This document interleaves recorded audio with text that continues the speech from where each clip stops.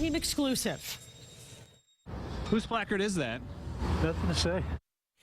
A construction worker caught in the act using the handicap placard of a dead person to park for free while he's on the job. One of the state's top watchdogs calls this a huge problem. They say it takes up the spots all day long for the people who need them, and it costs cities millions in potential parking revenue. The I-Team's Kath explains what could be done to curb the abuse. Kath with WBZ. Checking into a tip that you've been parking for free all day by using someone else's handicap placard. Nothing to say. Whose placard is that? Nothing to say. Mark Donlin walked right by his car, trying to pretend it belonged to somebody else. Isn't your car right here? No. We've watched you drive it several times. We've seen you do this day after day. It's true.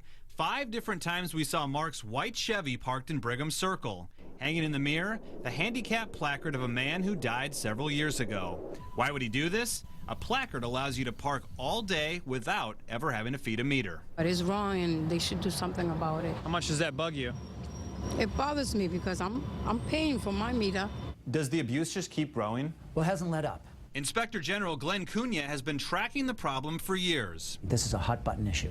In a new report, the IG says the temptation of parking for free all day in Boston is too much to resist for some drivers. Our camera also spotted this trio of construction workers finish their shifts and get into a car with a placard.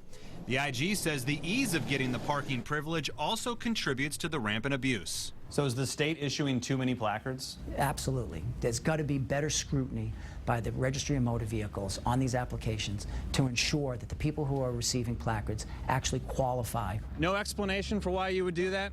No, now get away from me. Mark didn't have any answers, but this final piece of video speaks volumes. Driving away after a day's work with the placard of a dead person hanging nearby.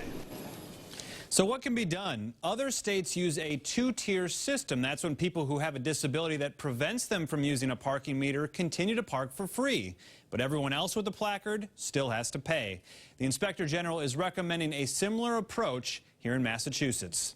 For the I-Team, Kath, WBZ News.